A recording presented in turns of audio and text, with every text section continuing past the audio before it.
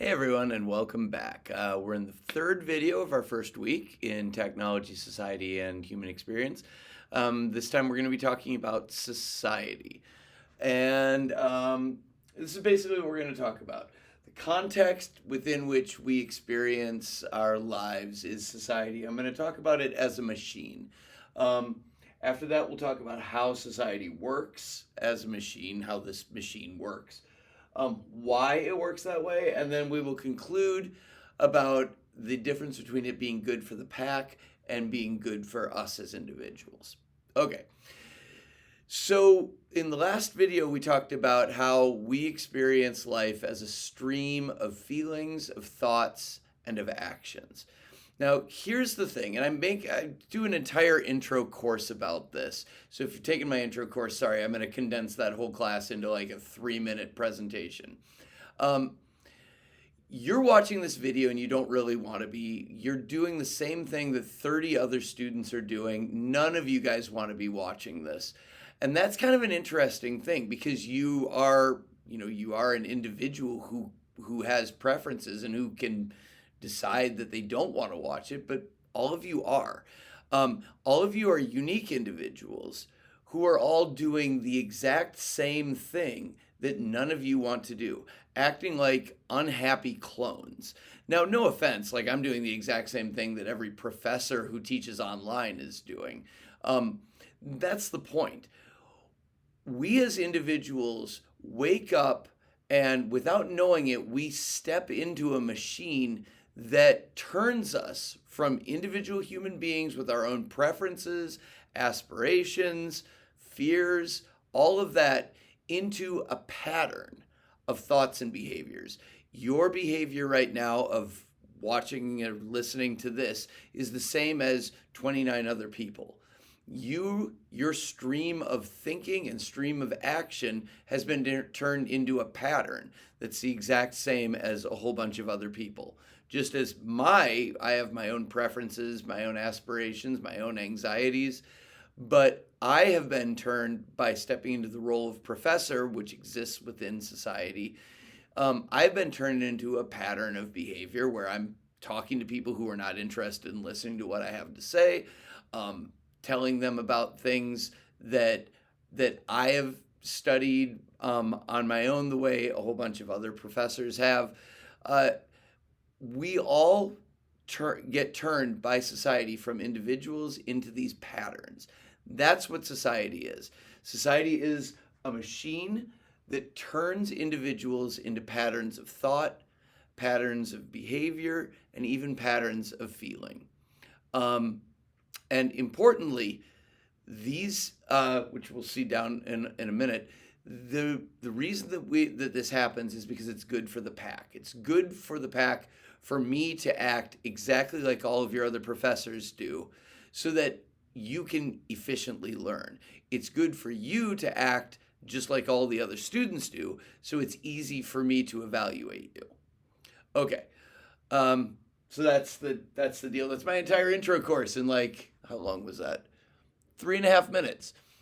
Society is a machine. This is the quote that you want to have down in your notes. Society is a machine that turns individual human beings into patterns of thought, behavior, and feeling. And that's close quote. And then just remember that the way we're talking about human beings is as a stream of thoughts, feelings, and actions. Okay, so we move on to how. How does society work? It basically has got a couple of different components. In my intro course, we talk about social structure, which is the big system of statuses or positions in a society, and the norms that go along with it. So right now, I'm in the status of professor. And in the status of professor, there are certain norms that I have to follow. I have to teach you guys things. I have to grade things that I've assigned to you. I have to treat you with respect, but not as much respect as you're supposed to treat me with. Those are all the expectations that go along with the status of professor. But then I will step out of this status into a different status. So after I'm like shooting this video on campus, after I shoot this video, I will get in a car and I will be not any longer in the status, in the position of professor, I'll be in the position of motorist, I guess.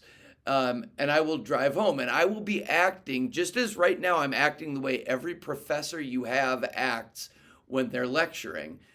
When I step into my car, I will be acting the way every motorist acts, which is driving on the right side of the road, being close to the speed limit, stopping at red lights. Now, obviously, not everybody does that. And in my intro course, we talk about deviance, but you get the idea, right? Like everybody or most people who step into a status act according to the norms of that status. That's how you take a unique individual, myself, who's got a whole bunch of different preferences than every other professor. And I mean, they overlap in some ways, but I'm a unique bundle of them. But right now I'm acting just like every other one of them. So statuses and norms turn us into patterns of behavior. Then culture turns us into a pattern of thoughts and feelings. So I'm part of the pack of the United States of America. You are too. Probably both of us believe in the equality of all people. The believing in that all people are equal is a really historically weird thing to do. Almost no human being who has ever lived believed in equality. The reason you do and I do is because of because this is the pack that we were born into. If we were born into the pack of ancient Rome, we wouldn't believe in the equality of all people. We would believe that there was an aristocracy and there were people below that. And that's how most of human society those are beliefs that human history has believed. We believe in equality because of the culture that we have that has told us every person should be treated equally.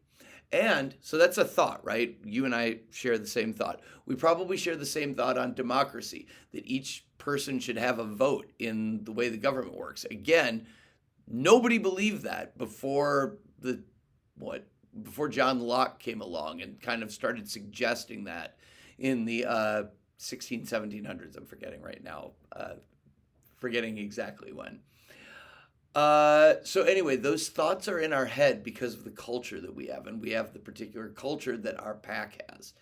But notice also that our feelings get channeled by our culture. So the fact that you and I both believe that all people should be treated equally would probably mean that if we saw somebody being bullied, we would feel outraged about that. If we saw a rich person bullying a poorer person, we would feel outraged. We would feel angry. We would cognitively say that's wrong. Obviously, we would do that too. But we would also feel outrage and anger, emotions. That's how, and those are just intrinsic human emotions that have been channeled by our culture, by the belief in equality, for us to have them at the exact same time. We see something that violates that belief in equality, and we get angry because of it. Boom, that's how society works. The social structure of statuses and norms influences us to turn into a pattern of behavior that's the same as anybody else who steps into those statuses. Our culture, our set of beliefs and understandings, creates similar thoughts in all of our brains and creates a channeling effect for the feelings that are intrinsic to us. It channels them so we feel them at certain times and not at other times.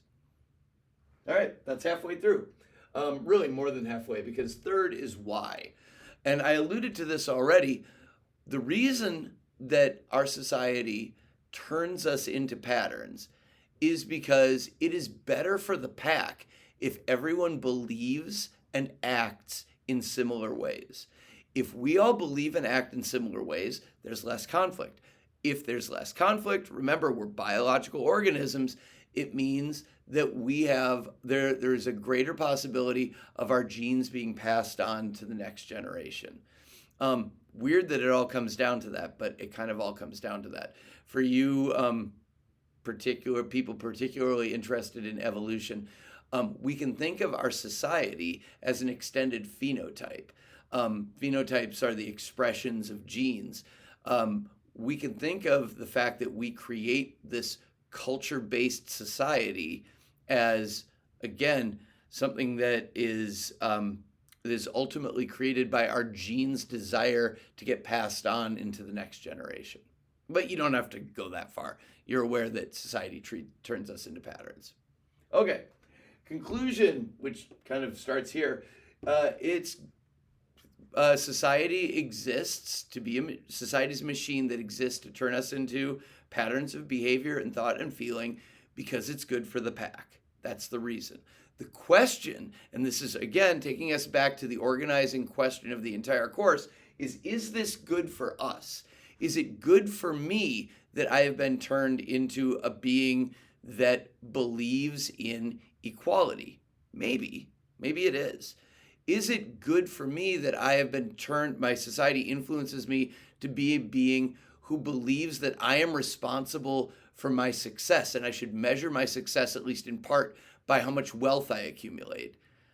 Maybe, but maybe not. It's good for society for me to believe that, because then I go out and I work hard as a professor, or whatever you're going to end up being. You are motivated to work hard.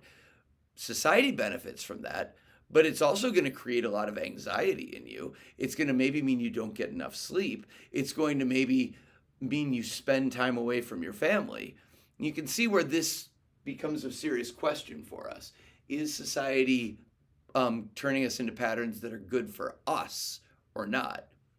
Maybe not. And we'll tackle this week by week over the course of the semester. I think that's it. Okay, so we have tackled 2 of our 3 big concepts for the class. Next up, we'll talk about technology. See you then.